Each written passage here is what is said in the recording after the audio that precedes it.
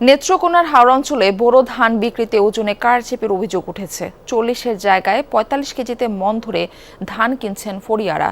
এতে মাঠেই ঠকে যাচ্ছে কৃষকরা।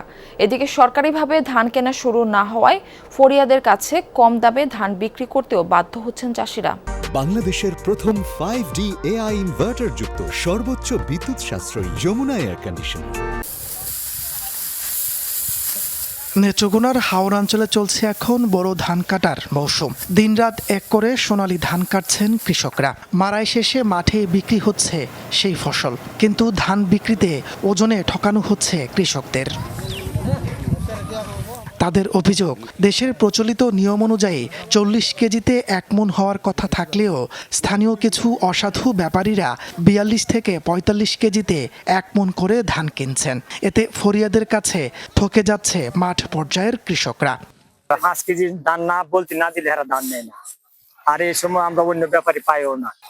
700, 800, 900 বা বিঘি নিতে হবে, কারণ নিত না বিঘা ধান বেতন লাগে। কারণ বৃষ্টি হইলে আমরা কিনা তৈরি বাড়ি এলাকার মানুষ, আমরা রাস্তাঘাট নাই, বুঝুন, এই কারণে আমরা বেতন বেতন লাগে।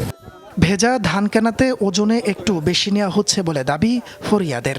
তাদের দাবি, মিল মালিকদের কাছে বিক্রির সময় দিতে হয় 41 কেজি করে, এই জন্যই ধান বেশি নেওয়া হচ্ছে। মিলে গেলে আমরা কাঁচা তো গাঁতি হয়ে যায়, এটা লাগে গৃহস্থ 42-এর মন নেবে। আমরা তো বাড়তি দামটা দিই, মিলার না দিলে মিলাররা তারা দাম দেয় না। 45 নিতে হয়, এছাড়া তো আমাদের ওজন ঠিক থাকে না। ওজনের বেশি নেওয়ার বিষয়টি স্থানীয় প্রশাসনের সাথে কথা বলে সুরাহা করা হবে বলে জানান জেলা খাদ্য বিভাগের কর্মকর্তা। সরকারিভাবে নির্দেশনা পাই নাই, এখনো আমরা দরও পাই নাই, পরিমাণও উল্লেখ করে কোনো নির্দেশনা পাই নাই, এই জন্য আমরা ধান শুরু করতে পারিনি। ব্যবসায়ী ফরিয়ারা কিনে, তারা 42-43 কেজি করে কিনে। তবে এটা আমরা প্রশাসনের সহযোগিতায় ভবিষ্যতে যাতে না হয়, এটা একটা ব্যবস্থা নেওয়ার চিন্তা ভাবনা করছি।